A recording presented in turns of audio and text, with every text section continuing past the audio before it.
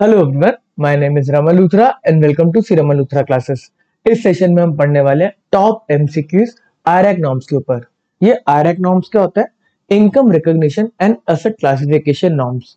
ये आरबीआई ने दिए हैं बैंक्स के लिए। बैंक आपको ये आरएक नॉर्म्स को फॉलो करना है। आरएक नॉर्म्स का मतलब इनकम रिकॉग्निशन के बारे में जो क्राइटेरिया हम बताएंगे, आरबीआई कह रहा है, साथ में आपको अपने एसेट्स को क्लासिफाई करना पड़ेगा। वो क्लासिफिकेशन भी हम दे रहे हैं। नॉर्मल एसेट के बारे में बात करते हैं। एक एसेट क्या होता है? आपका और मेरे लिए कोई एसेट, अगर हमने कोई पैसा इन्वेस्ट किया जिससे हमें फ्यूचर इकोनॉमिक बेनिफिट होने वाले हैं, तो वो हमारे लिए एसेट है। For example plant and machinery हो गया, फैक्ट्री हो गई, कोई स्टॉक ले रखा हमने जिसको हम बेचेंगे, तो वो हमारे लिए एसेट है। अब बैंक के लिए भी ये सारे के सारे एसेट ही हैं। कोई प्लांट एंड मशीनरी ले रखी है, कोई ऑफिस इक्विपमेंट लगा रखे हैं, बट बैंक का मेन एसेट है जो बैंक ने लोन्स दे रखे हैं। जो आपने बैंक से लोन ले रखा है वही तो बैंक का मेन एसेट है। उसी से तो इनकम जनरेट होगी बैंक की। तो आरबीआई ने बोला हम क्लासिफिकेशन बताएंगे आपको। ये जो आपने लोन्स बांट रखे हैं, हम इसको क्लासिफाई करेंगे, कैटेगरी में डिवाइड कर देंगे। बात समझ में आती है भाई? कि थोड़ा सा बताएंगे कि भाई कौन सी सेफ कैटेगरी, कौन सी अनसेफ कैटेगरी है, डिवाइड कर दिया जी। चलो जी, अब हम बात को स्टार्ट करते हैं, आरएक नॉर्म्स के एमसीक्यूज को डिस्कस करते हैं। उससे पहले करते हैं बीओआई की बात। Bank of India credit officer का एग्जाम है आपका 21 अगस्त को। सो जिसने पढ़ाई स्टार्ट नहीं करी थी वो भी इस पर्टिकुलर एग्जाम के लिए आज से प्रिपेयर कर सकता है बहुत अच्छे से। अगर आप आज से तन मन लगा के पढ़ाई करो तो आसानी से आप एग्जाम से पहले बहुत कॉन्फिडेंस के साथ जा सकते हो इस एग्जाम को देने के लिए। और बीओबी का भी हम ये वाला सेशन कवर करेंगे। बीओबी और बीओआई के लिए सेम ही कोर्स है। तो बीओबी के भी डेट आउट नहीं हुई है बैंक ऑफ बड़ौदा की। इसमें आरएम भी बैठ सकते हैं, क्रेडिट एनालिस्ट भी बैठ सकते हैं, प्रोफेशनल नॉलेज सबका सेम है। तो आप सारे के सारे अभी टाइम है पढ़ने के लिए। तो अगर आपको मेरा कोर्स को रेफर करना है तो इस वीडियो की डिस्क्रिप्शन में आपको सारे लिंक्स मिल जाएंगे। बीओआई का कोर्स अवेलेबल है प्रोफेशनल नॉलेज का 1999 का, एंड बीओबी का कोर्स अवेलेबल है 2999 का। तो आप जाके इसको चेकआउट कर सकते हैं। आज का सेशन कराओ सर, आरएक नॉर्म्स हमारे को सब कुछ ए टू जेड सारा समझ में आ जाए, ऐसे पढ़ा दो। चलो जी, पहला क्वेश्चन पढ़ेंगे। सीरियल नंबर में क्वेश्चन है, मतलब जहां से आपका टॉपिक स्टार्ट होता है और एंड होता है, आरएक नॉर्म्स के ऊपर जो भी मतलब डॉक्यूमेंट आ रही का उसको कवर करते हो, हर एक चीज को कवर करेंगे। चलो पहला क्वेश्चन आता है, आप भी अपना क्या कहते हैं मार्क्स लिख देना। Question number 1, an asset including a leased asset becomes dash when it ceases to generate a income for the bank. A standard asset बन जाता है वो, बी सब स्टैंडर्ड एसेट बन जाता है, सी डाउटफुल एसेट बन जाता है, डी लॉस एसेट बन जाता है, या ई नॉन परफॉर्मिंग एसेट बन जाता है। तो करेक्ट आंसर है नॉन परफॉर्मिंग। ये ऊपर नॉन परफॉर्मिंग एसेट की डेफिनेशन दे रखी है। अच्छा, ये नॉन परफॉर्मिंग एसेट्स को एक अलग टॉपिक में बोला जाता है इम्पेयरमेंट ऑफ एसेट। अब ये इम्पेयरमेंट ऑफ एसेट का मतलब क्या है? नॉर्मल बिजनेस की बात करते हैं, बैंक के बिजनेस में नॉर्मल बिजनेस की बात करते हैं। आपने कोई एसेट ले रखा है, प्लांट एंड मशीनरी ले रखा है, उसको आप राइट ऑफ करते हो डेप्रिसिएशन चार्ज करके। बट अगर उस एसेट की फ्यूचर अर्निंग्स में अगर मतलब कंसिडरेबली मतलब क्या कहते हैं गिर जाए उसकी वैल्यू, कैसे गिर जाएगी वैल्यू? आपके एसेट को आग लग गई, प्लांट एंड मशीनरी को आग लग गई, या जो भी आपके पास टेक्नोलॉजी थी वो ऑब्सोलीट होगी। तो आज आपने बोला कि ये मेरा एसेट की वैल्यू एकदम से गिर गई यार, इसको बोलते हैं इम्पेयरमेंट ऑफ एसेट। डेप्रिसिएशन तो जब आप यूज कर रहे हो डेप्रिसिएशन चार्ज कर रहे हो, बट अगर कंसिडरेबली वैल्यू में कोई डिक्लाइन आता है तो उसको हम बोलते हैं इम्पेयर हो गया मेरा एसेट, ये एसेट अब नहीं कर पाता, ये एसेट से अब हो नहीं पाता। बात समझ में आती है? ठीक है जी।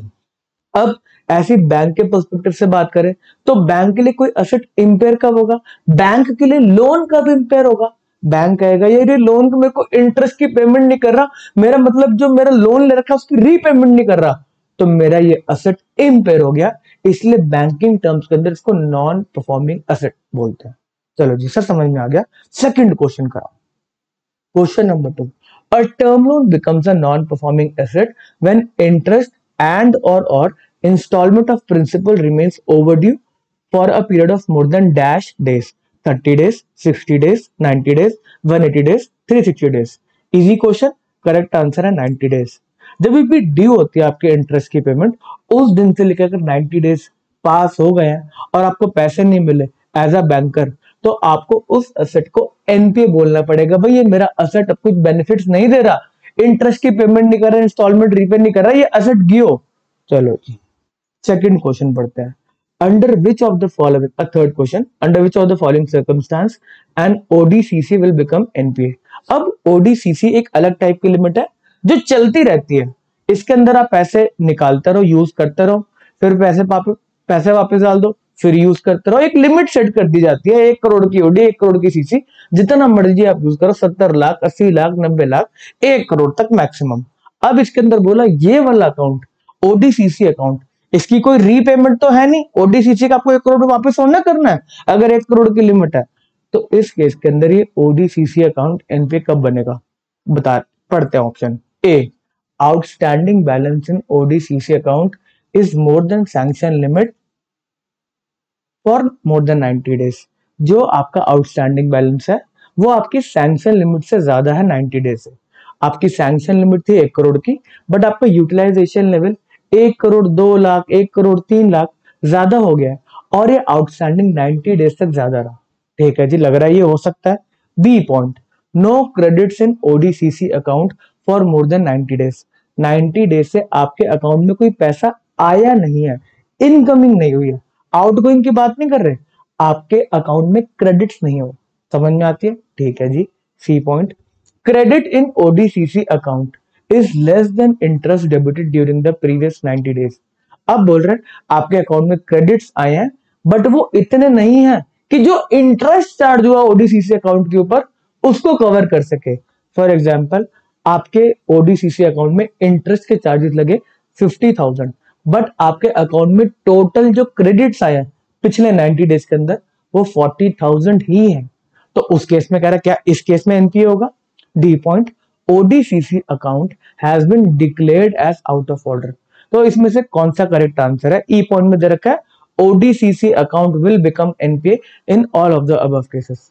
तो करेक्ट आंसर है ई। ऊपर के हर केस के अंदर ओडीसीसी अकाउंट को हम एनपीए कर देंगे। तो ये पढ़ने वाली बात है। आपका अगर सैंक्शन लिमिट से ज्यादा आउटस्टैंडिंग है तो ऑब्वियसली एनपीए हो गया, 90 डेज का पीरियड है। ऐसे ही अगर आपके अकाउंट में क्रेडिट्स आ ही नहीं रहे 90 डेज तक तो आपके अकाउंट को एनपीए कर दिया जाएगा। और साथ में अगर क्रेडिट्स उतने नहीं है कि वो इंटरेस्ट को कवर कर सके मिनिमम, तो उस केस में भी अकाउंट को एनपीए डिक्लेयर कर दिया जाएगा। इस केस में अकाउंट आउट ऑफ ऑर्डर हो जाता है और उसको फिर एनपीए डिक्लेयर कर देता है। ओके जी, next question, a bill discounted purchase. समझ में आता है ना डिस्काउंटेड का मतलब क्या है, परचेज का मतलब क्या है। डिस्काउंट के अंदर हम कुछ टाइम से पहले उसको फाइनेंस करके दे देते हैं कि यार ये वाला बिल है आपका 3 महीने बाद ड्यू होने वाला है, इसको हम डिस्काउंट 100 रुपीज का बिल है, आप हमसे 98 रुपीज ले लो, बैंक कह रहा है हम जाके 3 महीने बाद पैसे ले लेंगे, जिस पार्टी का बिल है उससे 100 रुपीज जाकर रिकवर कर लेंगे। On the other hand bill purchase क्या होता है? ये परचेज होता है कि यार अभी के अभी मतलब दूसरी टेरिटरी में आपका क्या कहते हैं बोरोवर है, जो मतलब सेल परचेज की ट्रांजेक्शन हुई, तो आप क्या कहते हो, बैंक को बोलते हो ये बिल मेरे से परचेज कर लो और जाके उस पार्टी से पेमेंट ले लो, जाके खुद उठा लो। तो इसमें बैंक का क्या काम है, वो परचेज करता है बिल, 99.5 रुपीज में परचेज कर लेता है बिल को, और जाके उस पार्टी को, अब उस पार्टी के जो भी मतलब एरिया के अंदर बैंक होगा, उसकी ब्रांच होगी, उसको फोन करेगा, देखो ये मैंने बिल परचेज किया 99.5, उस पार्टी से जाके आप 100 रुपीज रिकवर कर लो। तो ये जनरली टाइम पीरियड नहीं होता जो बिल परचेज करते हैं ना। चलो, अ bill discounted purchase by bank becomes a non-performing asset when the bill remains overdue for more than dash days. A 30 days, B 60 days, C 90 days, D 180 days, E bill purchase discounted with recourse will never become NPA। ऐसा नहीं होता। अच्छा, with recourse का मतलब क्या है? अगर party ने मना कर दिया, जिस पार्टी का बिल डिस्काउंट कराया गया, बिल डिस्काउंट किसका कराया गया होगा? जिसको पैसे देने।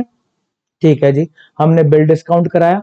अब एक बिल डिस्काउंट कराने वाली पार्टी है जिसने पैसे बैंक से ले लिए, और दूसरी पार्टी का बिल होगा जो डिस्काउंट कराया होगा। ये वाली पार्टी क्या बोलती है, मेरे को ए पार्टी बोल रही है मेरे को बी से पेमेंट लेनी है, तो ए ने बोला बैंक को, बैंक आप मेरे को पैसे दे दो और ड्यू डेट पे जाके आप बी से पैसे ले लेना। बात समझ में आती है? ऐसी वर्क करता है। अब ए को बोला, बैंक ने बोला ठीक है ए जी, आप कह रहे हो कि बी से पैसे लेना, हम ले लेंगे, बट ये बिल हम विद रिकोर्स डिस्काउंट करेंगे। विद रिकोर्स का मतलब क्या है, ये पूछ रहा है। अब हमने ए को बोला कि अगर बी पेमेंट देने से मना कर देता है तो हम आपके पास आ जाएंगे पैसा मांगने के लिए। बात समझ में आती है? ठीक है जी, मैं ही बिल लेकर आया हूं, अगर पेमेंट नहीं होगी तो मैं दूंगा आपको। अगर बी देने से मना कर देगा तो ए कह रहा है मैं दूंगा, तो इसको विद रिकोर्स बोलते हैं। On the other hand without recourse भी बिल डिस्काउंट होता है। इसमें ए कह रहा है बैंक को ये बिल डिस्काउंट कर दो, विदाउट रिकोर्स है। उस पार्टी ने अगर पेमेंट नहीं करी, बी ने पेमेंट नहीं करी, तो ए कह रहा है मेरे को कोई लेना देना नहीं है, आप अपने आप ही करो जो करना, उसे पैसे रिकवर करना, उससे जाके बात करो, उसके घर के बाहर जाके धरना दे दो, मुझे कोई लेना देना नहीं है। ये अकाउंट में विद रिकोर्स डिस्काउंट करा रहा हूं, परचेज करा रहा हूं। बात समझ में आती है? चलो, इस क्वेश्चन का आंसर क्या है कि नॉन परफॉर्मिंग कब हो जाएगा? ड्यू डेट से अगर पेमेंट नहीं आई तो करेक्ट आंसर है 90 डेज। ये भी इजी इजी। अगला question, an agriculture loan for short duration crop becomes NPA when the installment of principal or interest thereon remains overdue for dash। Agriculture के case के अंदर डेज की कोई बात नहीं है, आप सीधा 90 डेज कर आगे। एग्रीकल्चर के केस के अंदर बात डिवाइड कर दी जाती है क्रॉप सीजन में। तो कह रहा है शॉर्ट ड्यूरेशन क्रॉप है, तो वन क्रॉप सीजन तक अगर पेमेंट नहीं आई, एक क्रॉप सीजन एंड हुआ, फिर दूसरा क्रॉप सीजन आएगा ना, अगर उस तक पेमेंट नहीं आई तो एनपीए कर देंगे। 2 क्रॉप सीजन की बात करें, 3 क्रॉप सीजन की बात करें या 4 क्रॉप सीजन, तो इसके अंदर बोला गया शॉर्ट ड्यूरेशन क्रॉप के केस के अंदर 2 क्रॉप सीजन तक अगर आपको पैसे नहीं आए तो आप अपने अकाउंट को एनपीए मान लो। ठीक है, वही लॉन्ग ड्यूरेशन क्रॉप होता है तो उस केस के अंदर 1 क्रॉप सीजन रट्टा मारना है। ठीक है, ये नॉन परफॉर्मिंग एसेट की सारी डिटेल्स है, हमने सब कुछ डिस्कस कर लिया। एक डेरिवेटिव ट्रांजैक्शन के बारे में डिस्कशन कर लेते हैं। डेरिवेटिव ट्रांजैक्शन के अंदर मार्क टू मार्केट किया जाता है, पता है, हमें बात समझ में आती है। डेरिवेटिव कोई ट्रांजैक्शन है तो हर दिन जो भी लॉसेज हो रहा है, प्रॉफिट हो रहा है, वो अकाउंट में क्रेडिट कर दिए जाते हैं या तो डेबिट कर दिए जाते हैं। अब ऐसी जो भी मार्क टू मार्केट हुआ, अगर उसकी पेमेंट नहीं आ रही, मार्क टू मार्केट के कस्टमर का लॉस हो गया बट वो देने को राजी नहीं है, अब अगर 90 डेज तक वो नहीं देगा तो हम उस डेरिवेटिव ट्रांजैक्शन के रिस्पेक्ट में बोल देंगे कि ये ट्रांजैक्शन की पेमेंट नहीं आ रही, वो एनपी होगी। साथ में एक होती है आपकी लिक्विडिटी फैसिलिटी, एक हमारा क्या कहते हैं सिक्योरिटाइजेशन ऑफ स्टैंडर्ड एसेट्स के डायरेक्शंस है। इसके अंदर क्या बोला जाता है, बैंक्स अपने स्टैंडर्ड एसेट को सिक्योरिटीज में कन्वर्ट करती है। इसका क्या मतलब है, बैंक जो लोन दे रही है अब उस लोन को छोटे छोटे सिक्योरिटीज में डिवाइड कर दिया जाता है।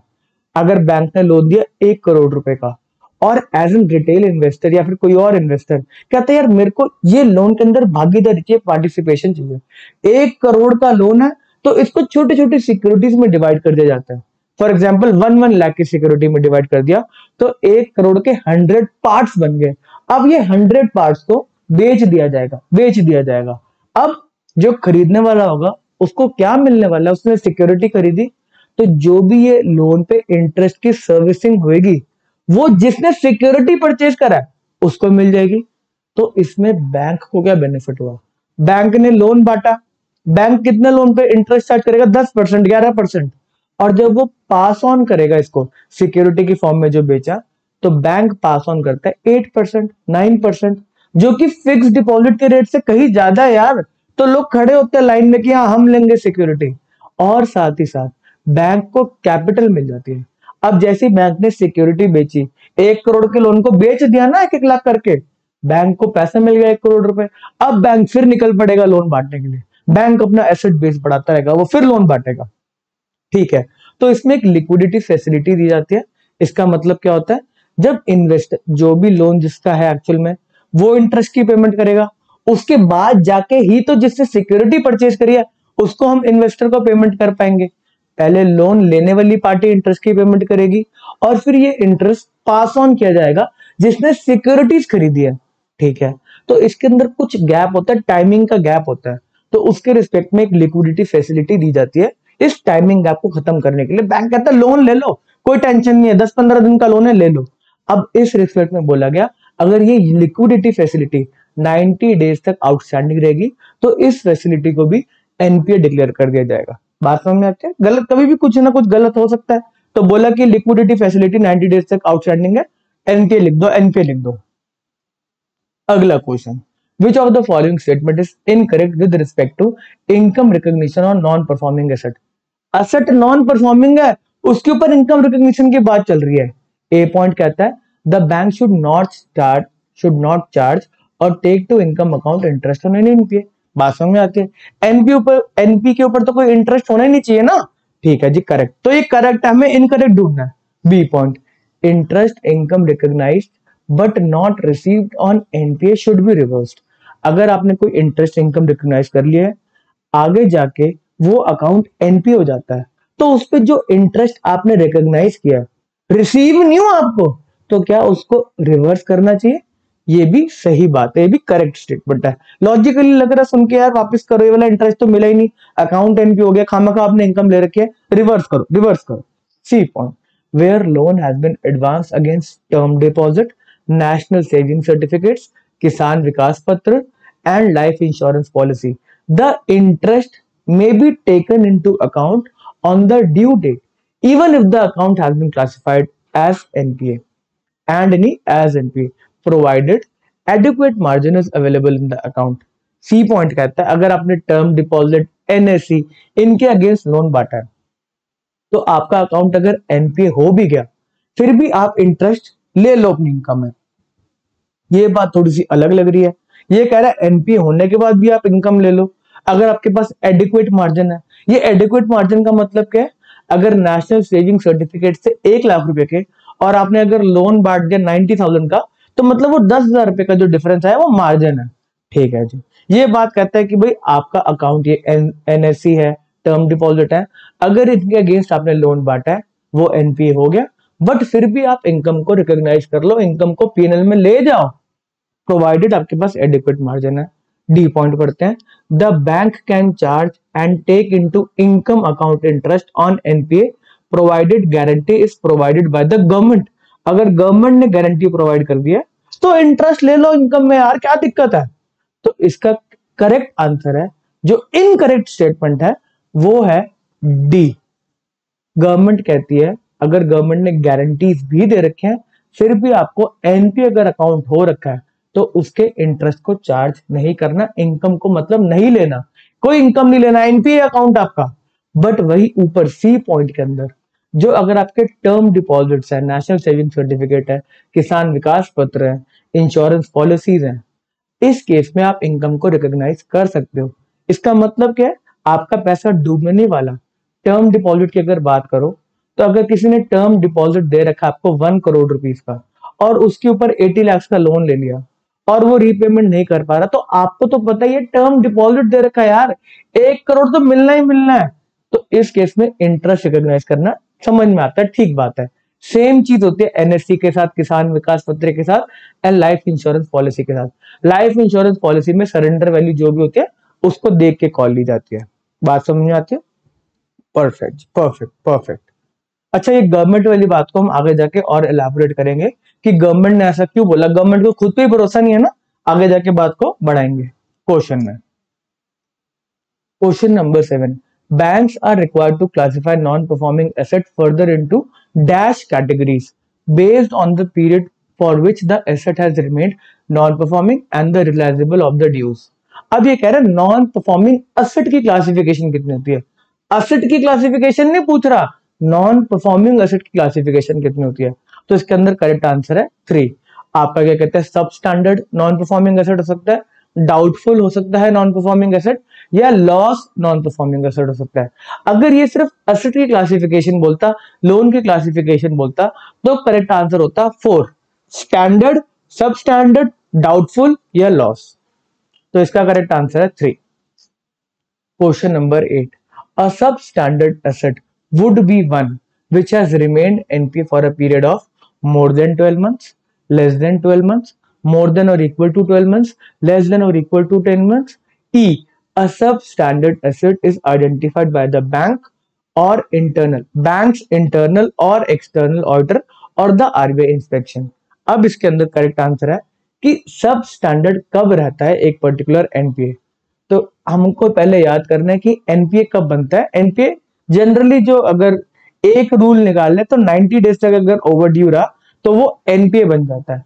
अब सब स्टैंडर्ड रहता है वो 12 मंथ्स तक, 90 डेज के बाद वो एनपीए क्लासिफाई हुआ और 12 मंथ्स तक, एनपीए क्लासिफाई होने के 12 मंथ्स तक उसको हम सब स्टैंडर्ड एसेट बोलेंगे। इसका मतलब है थोड़ी बहुत उम्मीद बाकी है, अभी नया नया एनपीए हुआ है, क्या पता इसको अकल आ जाए और पैसे दे दे। तो ए पॉइंट है more than 12 months, less than 12 months, more than और equal to 12 months, D option है लेस देन और इक्वल टू 12 मंथ्स, तो करेक्ट आंसर है डी, लेस देन और इक्वल टू 12 मंथ्स। एनपीए होने के 12 मंथ्स तक उसको हम सब स्टैंडर्ड बोलते हैं। ओके जी।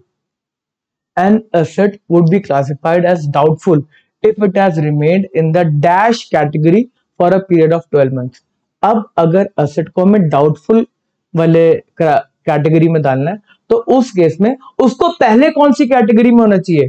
क्या तो उसको एनपीए की कैटेगरी में होना चाहिए, स्टैंडर्ड की कैटेगरी में होना चाहिए, सब स्टैंडर्ड की कैटेगरी में होना चाहिए, डी उसको लॉस की कैटेगरी में होना चाहिए, या तो उसमें बोलता है कि डाउटफुल असेट बताता है किसी बैंक का एक्सटर्नल ऑडिटर, इंटरनल ऑडिटर या आरबीआई के इंस्पेक्शन में आता है।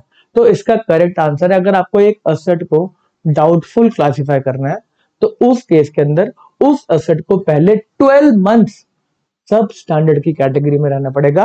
करेक्ट आंसर है सब स्टैंडर्ड की कैटेगरी में।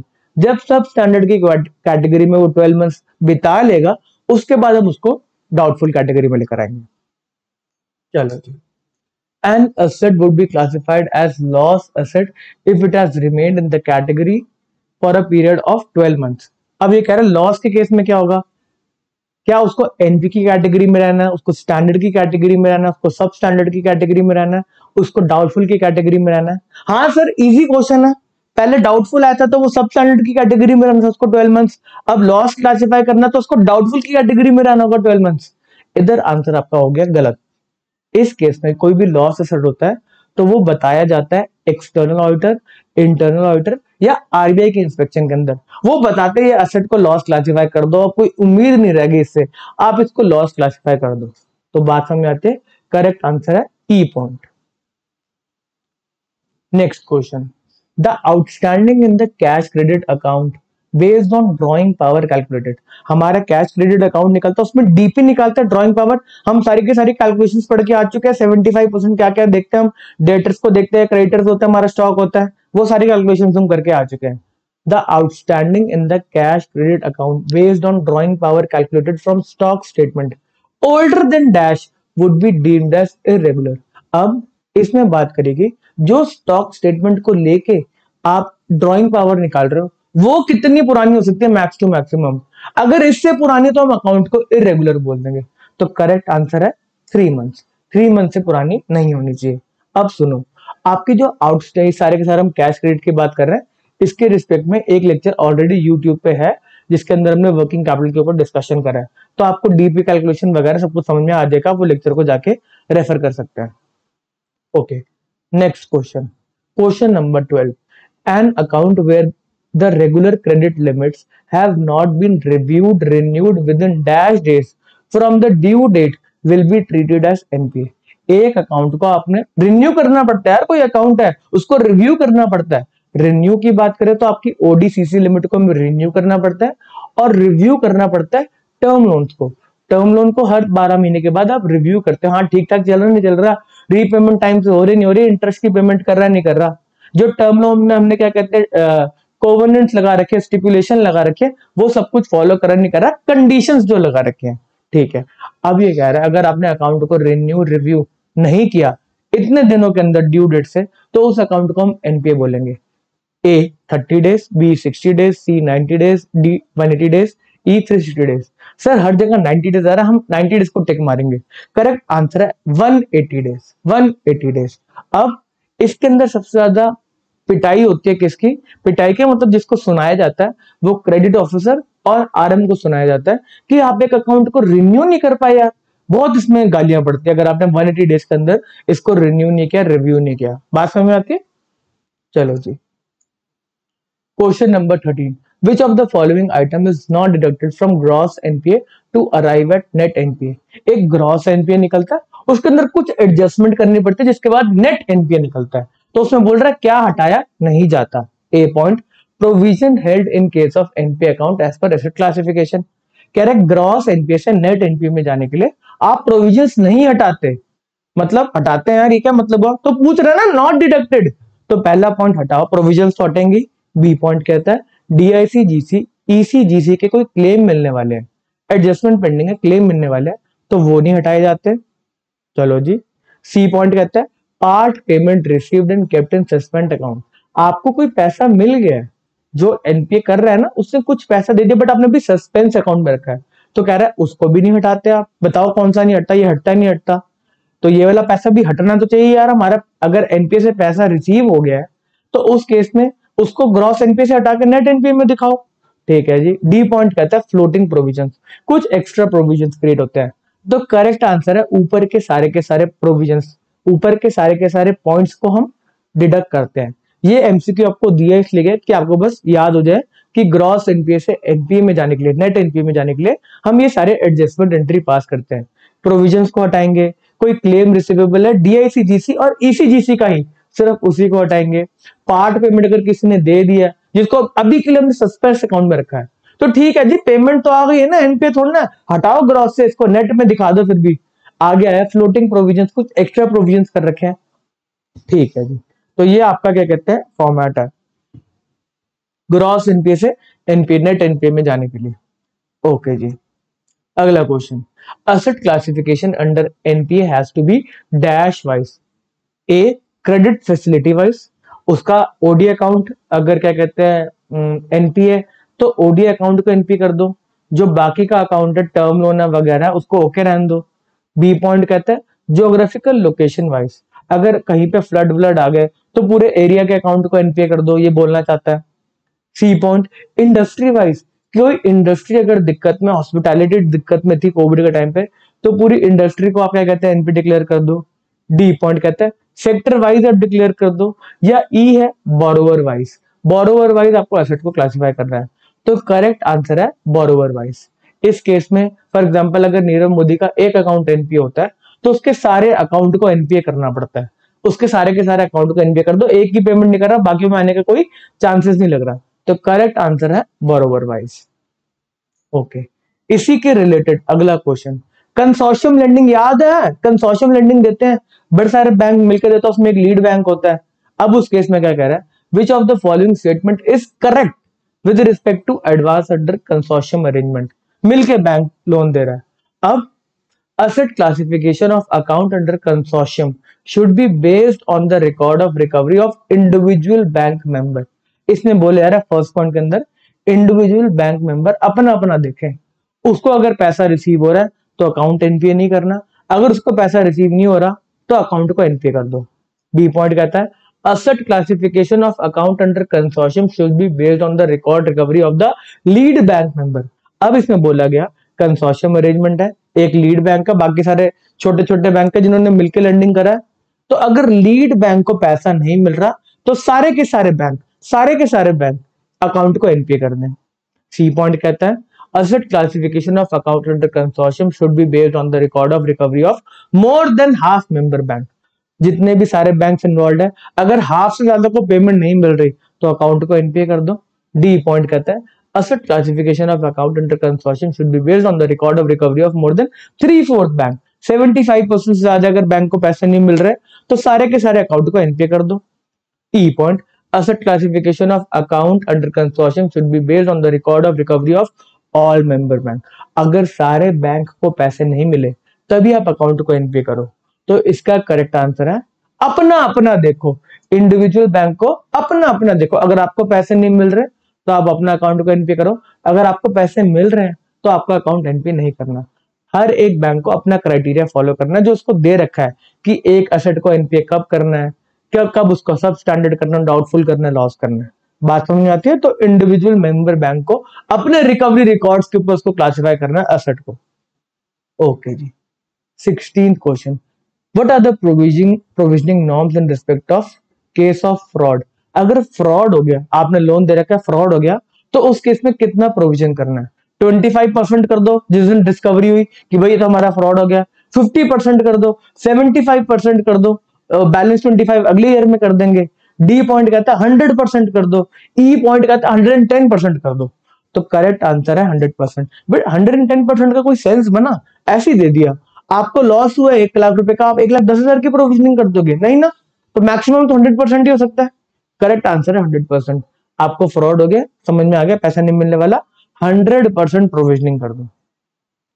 अगला क्वेश्चन, सर ये इतनी सारी प्रोविजनिंग करवा रहे, इतना सारा प्रोविजनिंग है, बैंक को प्रॉफिट कैसे होंगे? बैंक तो कुछ कमाते नहीं होगा। जाके न्यूज देखो, बैंक के प्रॉफिट 50-50% बढ़ रखे हैं, जाके चेक करो, अभी जाके चेक करो, सब सारे के सारे बैंक उठा के देख लो, सब सब कमाइयों में है। Question number 17, advances against which of the following security will not be treated as NPA if adequate margin is available। ये हम पढ़ के आ चुके हैं, आपका आंसर सही होना चाहिए। A gold ornaments, B government securities, C triple B minus and above rated securities, इसको बोलते हैं investment grade securities, D term deposits, या E all of the above. ऊपर अगर आपके पास एडिक्वेट मार्जिन है, गोल्ड पड़ा आपके पास, एनपीए करना चाहिए, गवर्नमेंट सिक्योरिटीज पड़ी है, एनपीए करना चाहिए, इन्वेस्टमेंट ग्रेड के आपके पास सिक्योरिटीज है, एनपीए करना चाहिए, या टर्म डिपॉजिट। तो correct answer all of the above नहीं है, सिर्फ टर्म डिपॉजिट्स है, जो हम लाइन पढ़कर आए थे।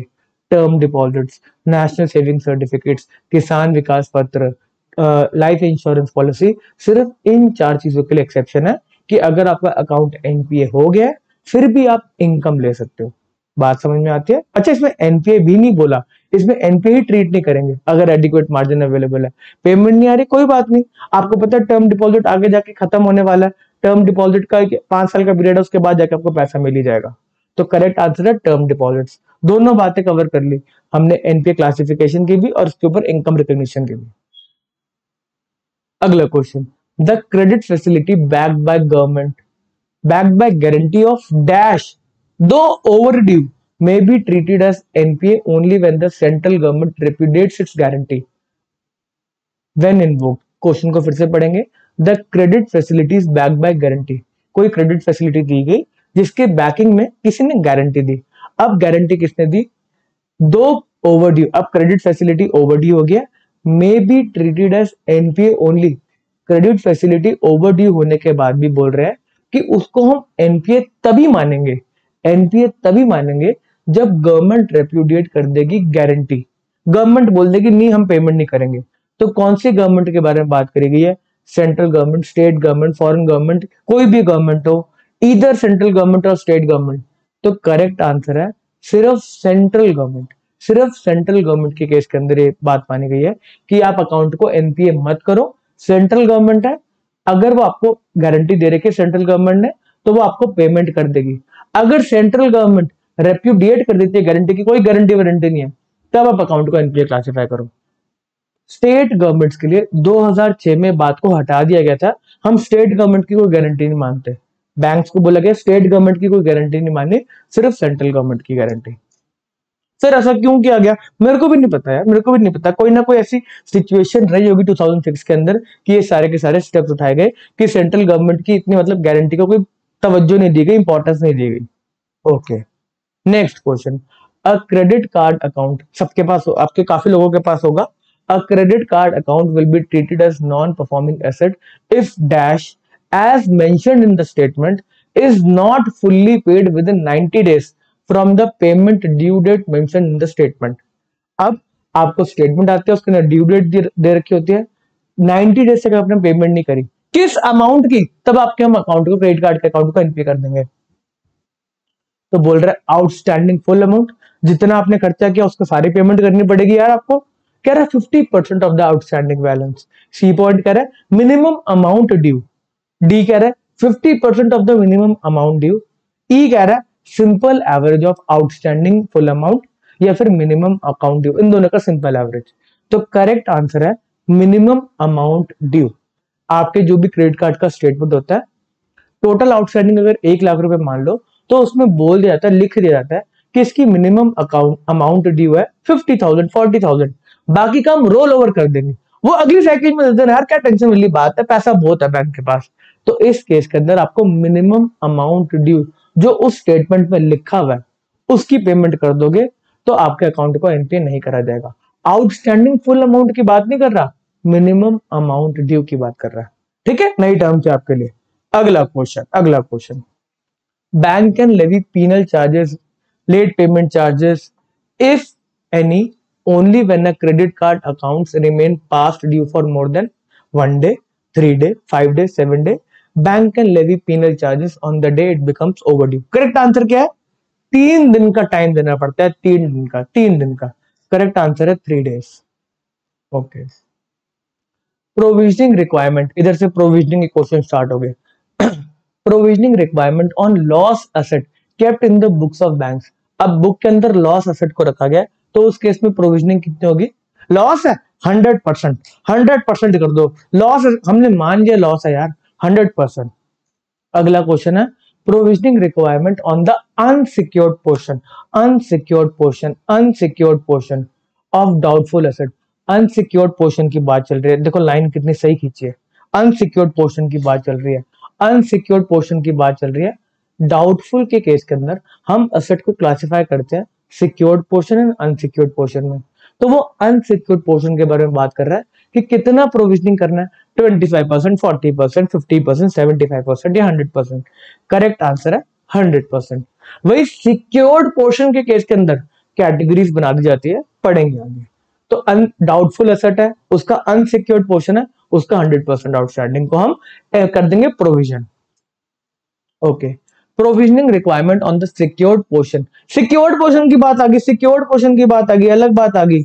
Of doubtful asset which has been remained in the doubtful category for a period of 2 years। तो यहाँ पर बात को डिवाइड किया जाता है डाउटफुल के केस के अंदर। यहाँ पे पीरियड आ जाता है, पहले 25%, 40%, फिर 100% का केस बनता है। 1 साल तक है तो 25%, 1 साल से 3 साल तक है तो 40% का प्रोविजनिंग। 1 साल तक डाउटफुल है तो आपको सिक्योर्ड पोर्शन का 25% करना है एंड अनसिक्योर्ड पोर्शन का 100% करना है। वही 2 साल, 1 साल से लेकर 3 साल तक है तो उस केस में आपको सिक्योर्ड पोर्शन की प्रोविजनिंग है कितनी? सिक्योर्ड पोर्शन की प्रोविजनिंग है 40%, अनसिक्योर्ड की तो 100% चल ही रही है। ऐसे अगर 3 साल से ऊपर हो गए तो आपको करना है 100%, 100%। सिक्योर्ड हो चाहे अनसिक्योर्ड हो, आपको 100%। तो टोटल आउटस्टैंडिंग का 100% ही कर दो। बात समझ में आती है? Okay. As per RBI circular on IRAC norms, non-performing asset with balance of dash and above, the stock audit at annual interval by external agencies appointed as per the guidelines approved by the board would be mandatory। कह रहा भाई हमें stock के ऊपर भरोसा नहीं है। अगर आपका एनपीए हो गया और आपके अकाउंट इतना अमाउंट आउटस्टैंडिंग है, मतलब इतना पैसा डूब सकता है, तो उस केस में आप स्टॉक के ऊपर नजर रखो। अब क्योंकि स्टॉक के ऊपर चार्ज होता है ना हमारा, हमें मिलेगा वो स्टॉक, बैंक उठा के ले आएगी। तो इस केस में बोला कि स्टॉक वैल्यूएशन कितने रुपए से ऊपर के आउटस्टैंडिंग के अकाउंट में होनी चाहिए, मैंडेटरी। तो करेक्ट आंसर है, ऑप्शन है वैसे 1 करोड़, 5 करोड़, 10 करोड़, 25 करोड़, 50 करोड़। करेक्ट आंसर है 5 crore, 5 crore. Okay, immovable property given as collateral by the borrower to the bank should be valued by external valuer appointed as per the guidelines approved by the board of director। हर साल आपको immovable property की क्या कहते हैं, valuation करानी है। Once in 2 year करानी है, वंस इन 3 ईयर करानी है, वंस इन 5 ईयर करानी है, ट्वाइस इन 5 ईयर करानी है। तो करेक्ट आंसर है 3 साल में एक बार आपको इमूवेबल प्रॉपर्टी की वैल्यूएशन करानी होती है। आप में से जो भी बैंक में काम कर रहे हैं उनको यही पॉइंट आता है सिर्फ, क्योंकि वैल्यूएशन के डॉक्यूमेंट सब कुछ कराना पड़ता है ना, एक मेल डालनी पड़ती है। तो आप में से जो बैंकर्स हैं उनको सबको पता ही है। Okay ji, question number 26, calculate the amount of provisioning. अच्छा जी, प्रैक्टिकल क्वेश्चन आ गया, सोच समझ के करेंगे, थोड़ा सा टाइम देके। Calculate the amount of provisioning of a non performing asset which is identified as सब स्टैंडर्ड। सर हम अभी तक लॉस एसेट का प्रोविजनिंग पढ़ के आ चुके हैं 100%, डाउटफुल एसेट की प्रोविजनिंग पढ़ के आ चुके हैं। 1 साल तक डाउटफुल है, 25% लेंगे हम प्रोविजनिंग सिक्योर्ड पोर्शन की, और 100% जो आपका अनसिक्योर्ड पोर्शन है 1 साल से 3 साल तक है। 40% प्रोविजनिंग लेंगे आउटस्टैंडिंग बैलेंस की, जो आपका सिक्योर्ड पोर्शन है। अनसिक्योर्ड पोर्शन की 100%। 3 साल से ऊपर आपका क्या कहता है डाउटफुल कैटेगरी में, तो 100% आउटस्टैंडिंग बैलेंस की प्रोविजनिंग ले लेंगे। बट ये सब स्टैंडर्ड लिखा है, सब स्टैंडर्ड की तो बात ही नहीं करी, तभी तो क्वेश्चन डाला है वाला। सब स्टैंडर्ड के बारे में बात कर रहे हैं। आउटस्टैंडिंग बैलेंस दे रखा है 1 करोड़ रुपीस, अनसिक्योर्ड पोर्शन है 50% ऑफ द आउटस्टैंडिंग बैलेंस। तो इस केस में आपको कितनी प्रोविजनिंग करनी है, आप निकाल लो आंसर। ए पॉइंट 15 लाख की प्रोविजनिंग है, बी 20 लाख की, सी 25 लाख की, डी 37.5 लाख, या ई 57.5 लाख। तो इसका करेक्ट आंसर है, पहले बताते हैं प्रोविजनिंग कितनी होती है। सब स्टैंडर्ड के केस के अंदर आपकी प्रोविजनिंग जितना भी आउटस्टैंडिंग बैलेंस है उसका 15% फ्लैट होता है, प्लस प्लस जो अनसिक्योर्ड पोर्शन है, इस केस में 50 लाख हो गया ना, उसका एडिशनल 10%। तो 1 करोड़ का 15% की प्रोविजनिंग कितनी होगी? 15 लाख प्लस अनसिक्योर्ड पोर्शन के अंदर हम एडिशनल प्रोविजन करते हैं किसका? अनसिक्योर्ड पोर्शन का, तो ये आ गया 5 लाख। तो टोटल प्रोविजनिंग कितनी होगी? 20 लाख, 20 लाख, 20 लाख, 20 लाख। देखा ना क्या बात है, करेक्ट आंसर, करेक्ट आंसर। बात समझ में आती है? तो प्रोविजनिंग हमारे तीनों टाइप के एसेट की हो गई, सब स्टैंडर्ड की होगी, डाउटफुल की होगी और लॉस की होगी। अभी प्रोविजनिंग बची है किसकी? स्टैंडर्ड एसेट की भी। सर हम स्टैंडर्ड एसेट, जो एसेट ठीक परफॉर्म कर रहा है उसके अंदर भी प्रोविजनिंग करते हैं? हाँ, हम उसके भी प्रोविजनिंग करते हैं। हम प्रूडेंट होके चलते हैं यार, क्या पता अभी तो एसेट ठीक चल रहा है, आगे जाके कभी ये एसेट बैड हो जाए, नॉन परफॉर्मिंग हो जाए, तो ऑब्वियसली उसके केस में प्रोविजनिंग का जो परसेंटेज है वो कम होता है। Which of the following statement is incorrect with respect to provisioning on standard asset? वही क्वेश्चन आ गया, स्टैंडर्ड एसेट की प्रोविजनिंग।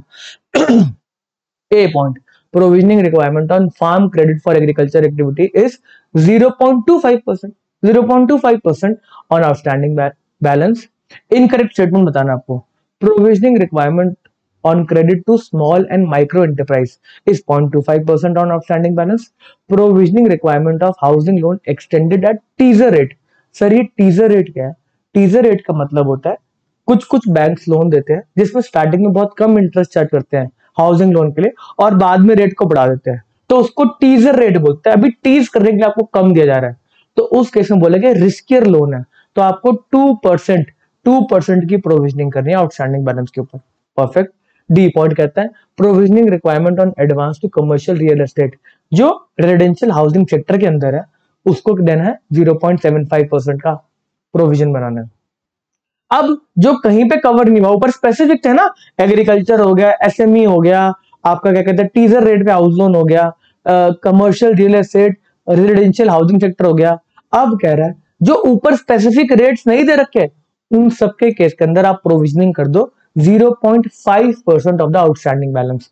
तो इसमें से इनकरेक्ट स्टेटमेंट आपको ढूंढनी है, तो इनकरेक्ट स्टेटमेंट है स्टेटमेंट नंबर ई, जिसके अंदर बोलता है 0.4% की करना आपको, 0.4% आउटस्टैंडिंग बैलेंस जिनका कोई स्पेसिफिक रेट नहीं दे रखा। एक बार रीड करना आपको, अगर आपने रीड करा होगा इसके बारे में तो आपको याद आ गया होगा। 0.4% सबसे ज्यादा इंपॉर्टेंट पॉइंट है स्टैंडर्ड एसेट के केस के अंदर प्रोविजनिंग, मैक्सिमम केस के अंदर प्रोविजनिंग 0.4% ही होती है। Okay ji.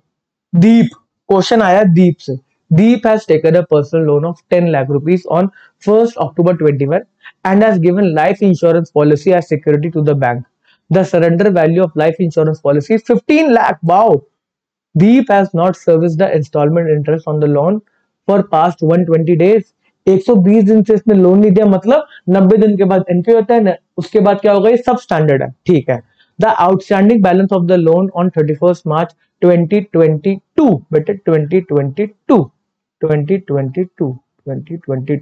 including interest is 8.5 lakh rupees outstanding है, ठीक है।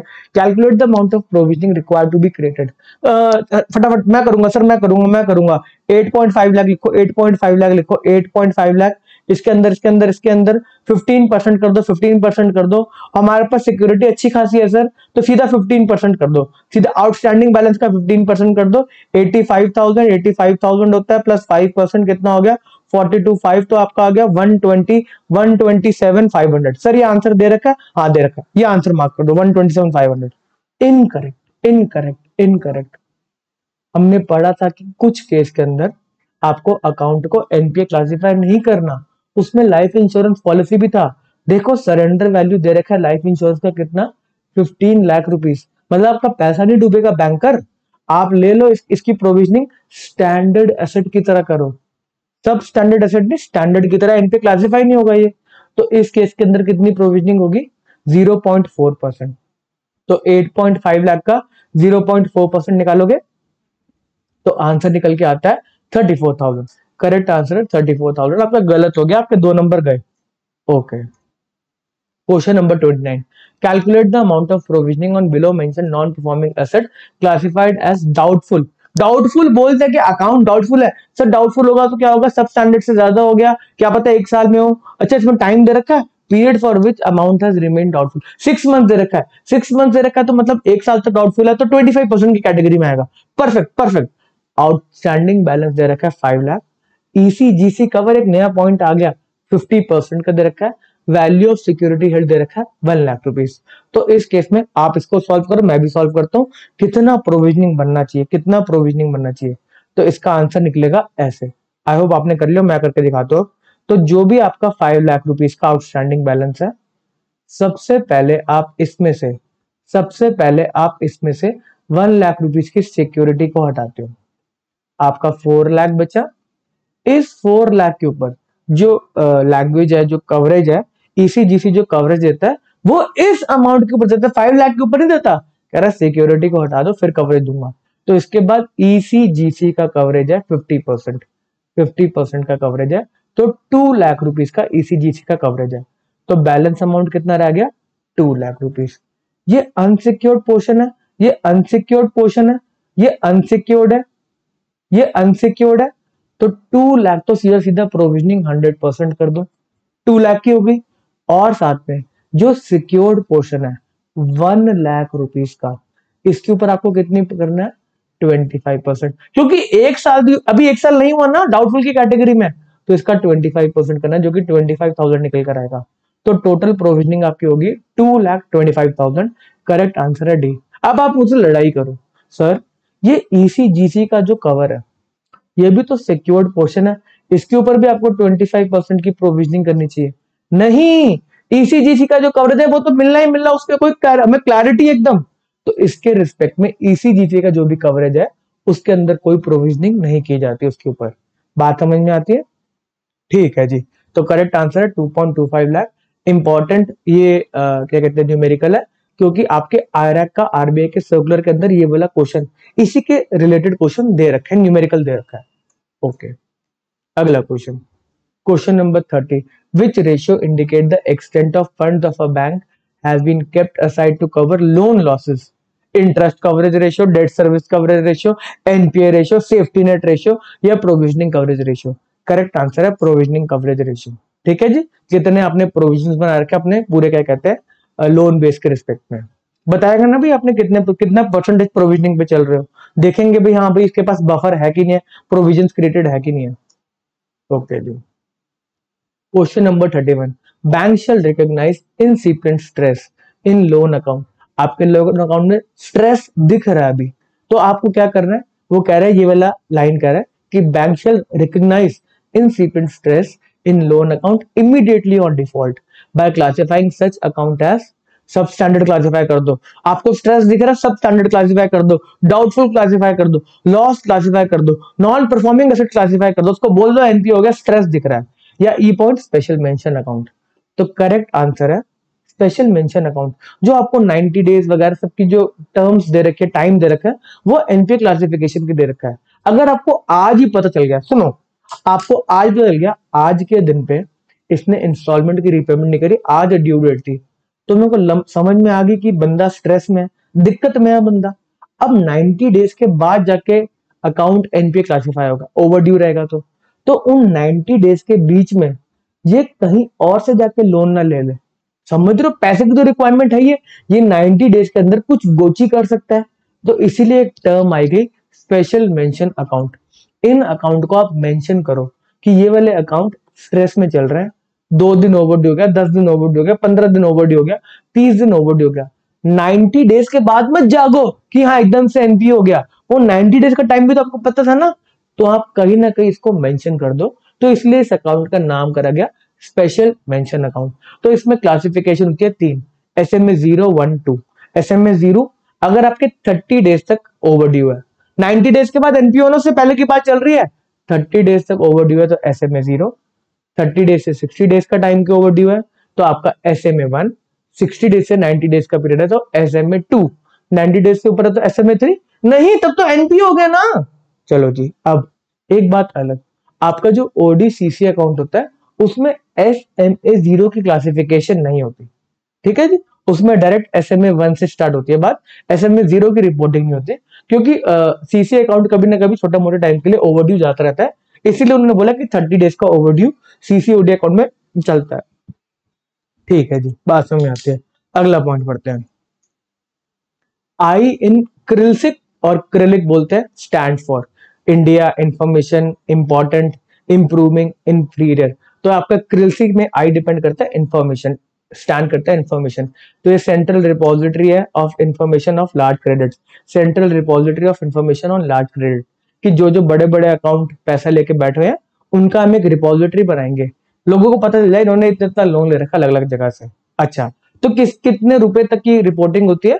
तो 5 करोड़ एंड अबव जिसके लोन होता है उसकी रिपोर्टिंग होती है। अगला क्वेश्चन यही है, scheduled commercial bank are required to report credit information to CRILC on all borrowers having aggregate exposure of 5 crores and above। 5 crore and above है तो आपके कहते हैं क्रिलिक पे जाकर रिपोर्टिंग हो जाएगी। साथ ही साथ रिपोर्टिंग तो हो रही है आपकी, उसमें एसएमए क्लासिफिकेशन जो हम पढ़कर आए हैं वो भी लिखा होता है। आपके पास अगर कोई आपका क्लाइंट है, अगर आप जानते हो कि किसी ने लोन ले रखा है, थोड़ा सा दिक्कत में रहता है, मतलब समझ में आ रहा है आपको, उसका पैन नंबर अरेंज कर लो, जाके क्रिलिक के पोर्टल पे पैन नंबर डाल दो उस कंपनी का या उस बंदे का, तो उसकी सारी की सारी एसएमए की रिपोर्टिंग आ जाएगी, 012 012, पता चल जाएगा अकाउंट कितना दिक्कत में है। Okay ji. Question number 34, in case of implementation of resolution plan. अब रेजोल्यूशन प्लान चल रहा है, आपका अकाउंट दिक्कत में था, अब सारे बैंक मिलकर कह रहे हैं हम यार कुछ प्लान बनाते हैं, अकाउंट को दिक्कत से निकालते हैं, कोई बेनिफिट देते हैं, या फिर कौन पैसे पहले लेके जाएगा, किसका कितना शेयर है। तो इसमें बोला गया इंटर क्रेडिटर, जितने भी बैंक है वो मिलकर एक अग्रीमेंट करेंगे, द इंटर क्रेडिटर एग्रीमेंट। अब बड़े सारे बैंक मिलकर अग्रीमेंट करेंगे, बड़े सारे बैंकों का पैसा फंसा हुआ है, किसकी बात चलेगी? जो सबसे बड़ा बैंक है उसकी बात चल रही, मतलब किसको, मतलब इंपॉर्टेंस दी जाएगी उन सारे के सारे बड़े सारे बैंक्स के अंदर किसको इंपॉर्टेंस है? तो इंटर क्रेडिटर एग्रीमेंट होगा, shall provide that decision, any decision agreed by lenders representing dash by value, जितना पैसा फंसा हुआ है उसके इतने वैल्यू के लेंडर्स होने चाहिए, of total outstanding credit facility, fund based as well as non fund based, and dash number of lenders, of lenders by number, मतलब अमाउंट भी देखा जाएगा और नंबर्स में भी देखा जाएगा।